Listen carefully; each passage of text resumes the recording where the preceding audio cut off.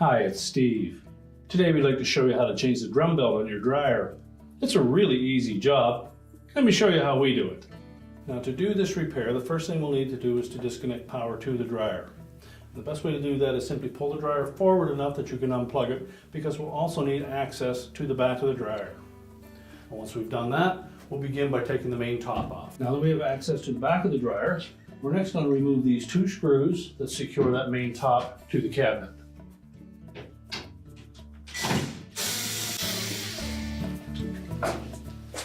You can then pull that main top just back about ½ an inch.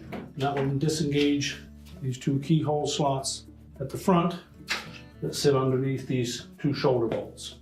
And we'll set that aside. Now when changing the belt, you'll also want to remove this lower access panel. It will give you more access to the idler pulley and motor pulleys. To simply remove these three screws,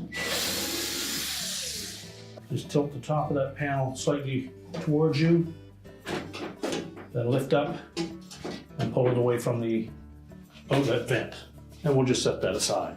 Now we're at the back of the dryer again. With that access panel removed, we next need to pull that idler pulley towards the center to release tension on the belt, and then we can roll it off of the idler pulley and the motor pulley. Now the exhaust vent may be in the way, so we simply just need to grab that, wiggle it a bit, and pull it right off of the blower housing, and we'll set that aside to get it out of the way. So just grasp that pulley. You'll see that it releases tension on the belt, and then roll the belt off and allow that pulley to go back over to the left. We can now take that belt, pull it out through the front of the dryer, and then we'll slide the new one in place. Now that we're back at the front of the dryer, we're going to take that loose belt and just keep it snug up against the bottom of the drum. Slide it back and forth.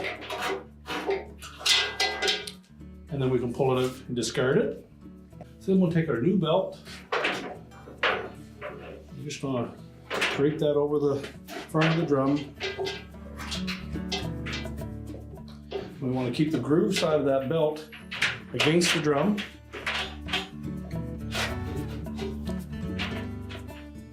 Just make sure that we can fit it under the right-hand side here above that blower housing.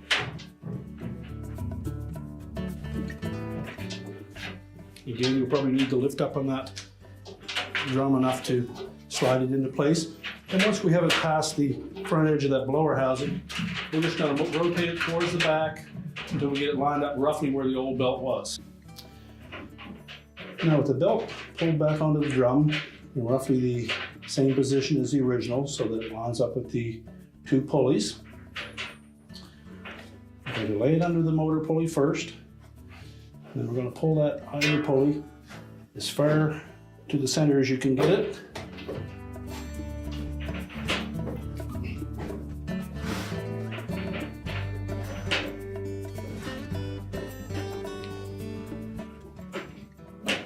And roll it up onto that pulley.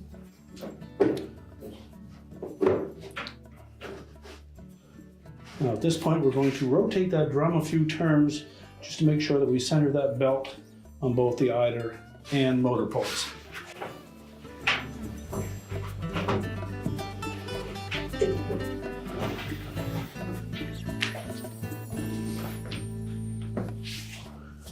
Now once we have the belt tracking properly, we can go ahead and put our exhaust vent back in place. Just line it up on the blower housing and push it firmly onto that housing. And then we can go ahead and put the back panel on. So we'll take that rear access panel, we'll just lift up slightly on that exhaust vent, fit that through the opening, and then we'll need to engage those two tabs across the bottom while lining up the three screw holes on the top. So press that firmly down into place and then secure it with the screws.